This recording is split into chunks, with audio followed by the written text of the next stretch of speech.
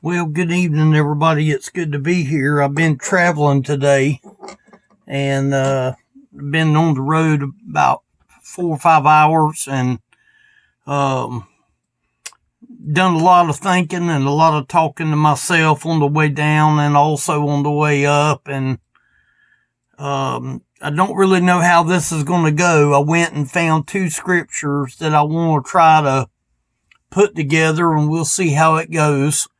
If you have your Bible and you want to open it up with me, I want you to open it up to Matthew chapter 7. This is in the middle of the Sermon on the Mount that Jesus is speaking to the multitude, and he's speaking to his 12 disciples as well. I'm in chapter 7, and I'm looking at verses number 22 and 23. I'm going to read them real quick for you. Matthew 7, 22 and 23. Many will say to me in that day, Lord, Lord, have we not prophesied in thy name? And in thy name have cast out devils? And in thy name done many wonderful works? And then will I profess unto him, I never knew you. Depart from me, ye that work iniquity. Two powerful verses that's letting us know of what will he say. According to this right here, he's letting it be known in verse 22, many will say to me in that day, Lord, Lord. That's what we will say to him. Some people will say this to him, have we not prophesied in thy name? And in thy name have cast out devils? And in thy name done many wonderful works? That part right there, there ain't many people casting out devils today. There ain't many people prophesying. But how many people sort of fit into this part here where it says, in thy name done many wonderful works? I have a feeling there's a lot of people that feel like they're doing works to end up entering heaven by their deeds. And then it goes in. Now this is what he will say to us. Listen at this. And then will I profess unto him, I never knew you. Does that mean that he never knew? No, I believe he knew. He just didn't know us in salvation. He knows everything. He knows every human being that he created. He knows everything about every human being. So yes, he did know us, but he didn't know us in salvation. And that's when he will say, depart from me, ye that work iniquity. Get away from me, ye that work iniquity. Now I agree. He's mentioning this to the people on the Sermon on the Mount. It gives us an indication what we will say to him and what he will ultimately say to us. Now, I'm not saying that per se to you as an individual because I don't know you. I'm saying according to this story right here, it says many will say to me in that day, Lord, Lord. Many. So who's the many? It can be a lot of people. There's no need in me naming names because it wouldn't be anybody that you know that I would know. So it would be useless to try to name names. See, a lot of people is going to go and say that we have done all these wonderful works, that we've called you Lord, Lord. Remember, there was one place where it said, you call me Lord, but do not do the things I say. Maybe I needed to look that one up. Then it says, and then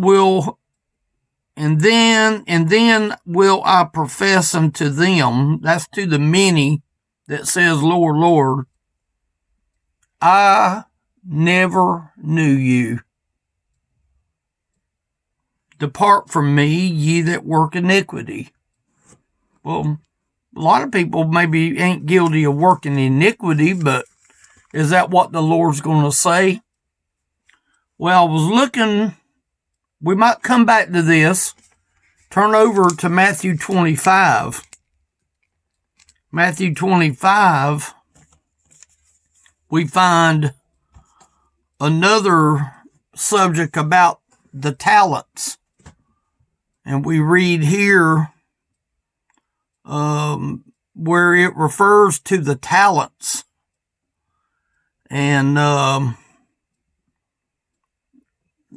just going to use one verse. There's many of them here to use. I'm just going to use the one that I read on. In verse 21 of Matthew 25, listen to what he says here. His Lord said unto him, now this is a parable.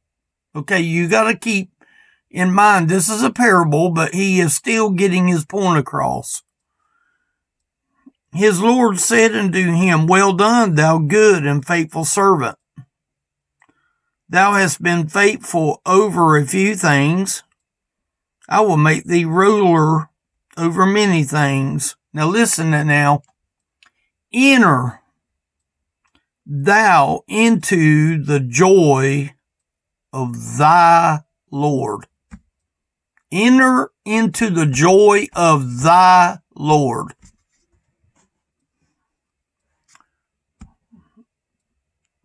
If we talked about where it says here, enter on in, enter thou into the joys of the Lord. What does that mean to us?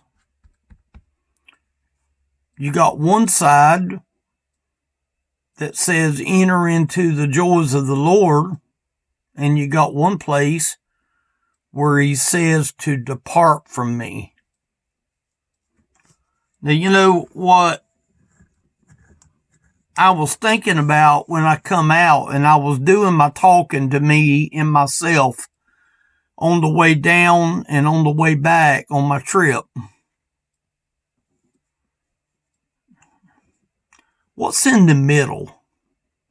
Now, I'm not trying to dice up the Bible, and I'm not trying to belittle one part of the Bible to prove another part of the Bible, but we heard two extremes.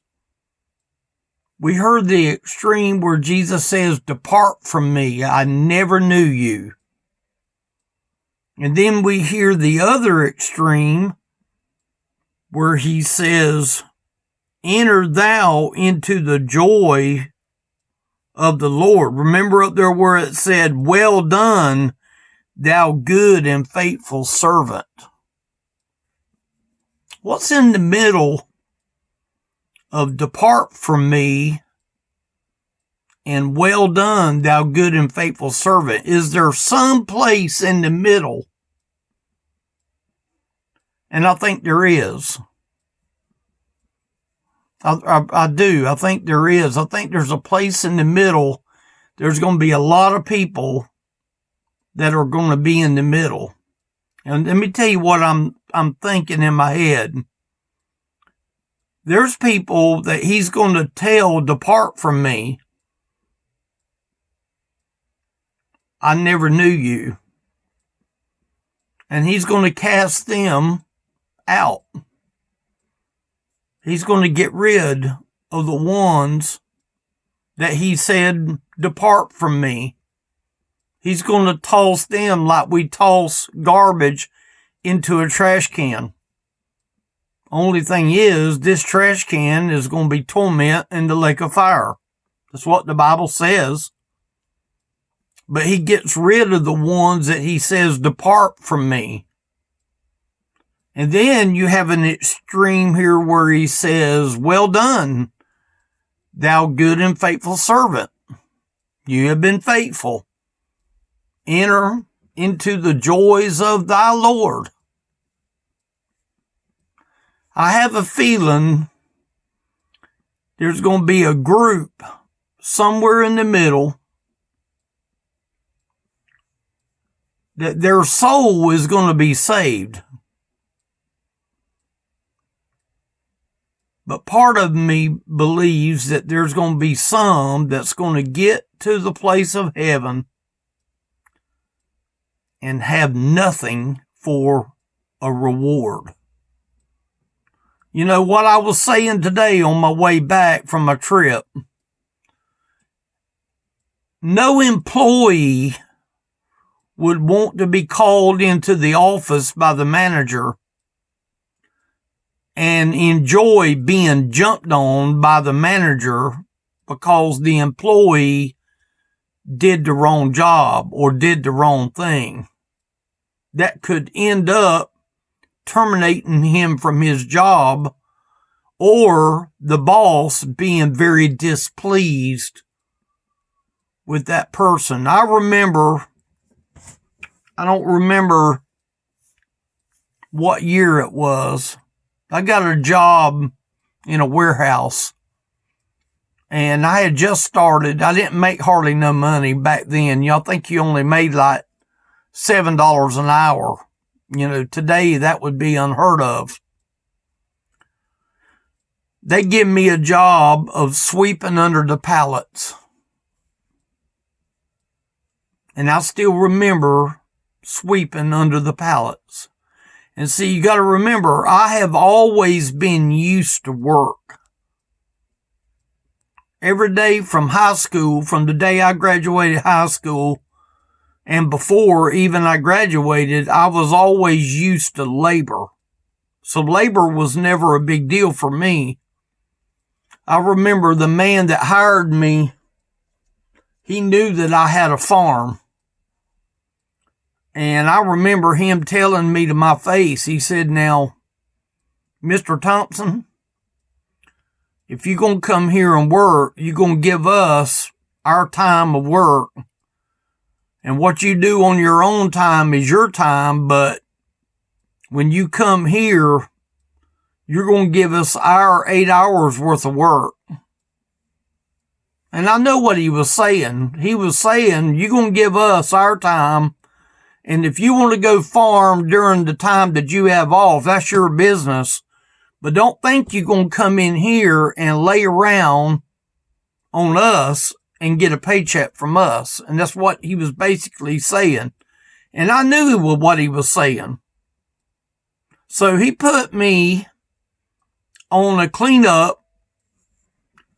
There was no crew. It was basically a place to see how I would do, to get me out of the way, to let me do something. And these warehouse walls were, God, I would probably say 300 or 400 feet long.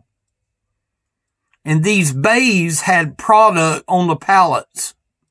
And sometime the product would get slid through the pallet and it would go down on the floor. And we had to go in and pull the pallet out, sweep it out, and retrieve the product and put the product back in its container. Now, I realize I'm getting a little bit off on the message here, but just bear with me. I started doing that job when I first walked in there. They told me what to do, and they expected me to get it done. Everybody that rode by on their little carts seen me busy working. And I was working. I got 5 or 6 bays of pallets where they was, and every time they'd come by, they would see me another 50 foot. And they knew I was getting it. I even had a few of them say, "Look, they're only making you do that just to see if you'll work. You don't have to be so quick." that night, in them 8 hours that I worked, I had got one whole side from one end of the shelf all the way down to the other end. And when the guy come around and asked me what I got done, I told him I have got this whole section on this side done, completed. He's amazed. He's amazed. The next night, they had me on the truck. They had to show me how to load a semi-truck that stacked the boxes this way and that way. See, I had to prove myself. Here's my point. How many will enter heaven with no rewards? Now, can the Lord say, enter, well done, thou good and faithful servant, if we drug around on him, if we didn't witness for him, if we didn't read our Bible, if we didn't testify, if we didn't love him, if we didn't show concern for him? Now, he's not going to tell us to depart from him if we are his child. If you have been saved and born from above, he will not tell you to depart from him, ye workers of iniquity. Now, I could have listened to them guys tell me that I only got to do 4 or 5. And it was tempting for me to slow down and take my time and do less. But I impressed the boss man when he went back and he looked at what I did. He knew I wasn't lying to him. Everything that was taken out was piled out and swept out, and the pallet was put back in place. And it was clean, and all he had to do was go down through there and see what I done. Now, the point that I'm saying is, if in one area Jesus said, depart from me, ye workers of iniquity, I never knew you. And then he says over here, enter, thou good and faithful servant, enter into the joys of thy Lord. There's got to be something in the middle. Because I do not believe he's going to go and say, well done, if we didn't do well. Does that mean that we're working for our salvation? No, absolutely not. Was I working in that warehouse to get eternal job with that company? No. But they found that I knew what I was doing enough to put me somewhere else. And I did a good enough job that they moved me that very next day into something more important to them than sweeping under the pallets. Here's what I'm saying. Do I want to hear, well done, thou good and faithful servant? That means I'm going to have to love him. That means I'm going to have a testimony. That means that I'm going to have to seek his will and seek his counsel. That means that I'm going to have to find out what he wants from my life. Just like that manager told me what to do when I swept out from under them pallets. He let me know that was my job for the day, is to sweep out under them pallets. Even though people were telling me I didn't have to do it that fast. But you know what? That boss man was basically giving me the thumbs up. Well done.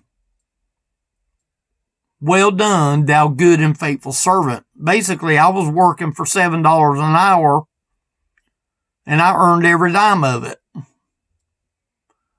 He didn't want to go and tell me, depart from me, I never knew you.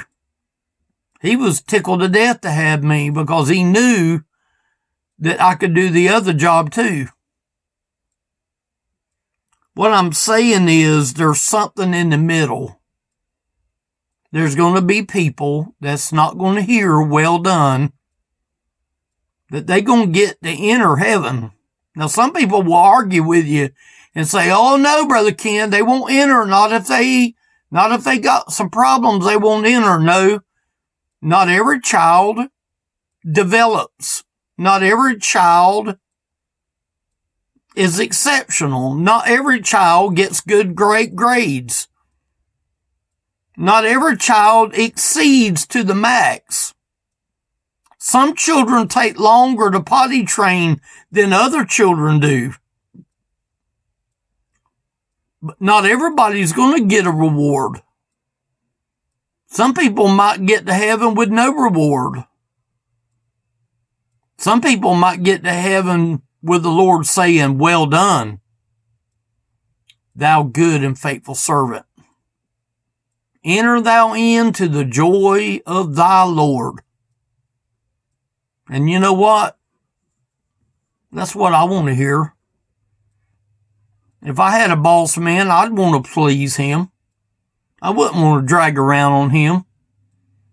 I'd want to try my best to do the best I could. That means to love him. That means to thank him. That means to appreciate him. That means to have respect for him. You know, there's things I might not always agree. I might not agree with some of the things that he allows me to go through, but you know what? He knows what's best. He knows what's best.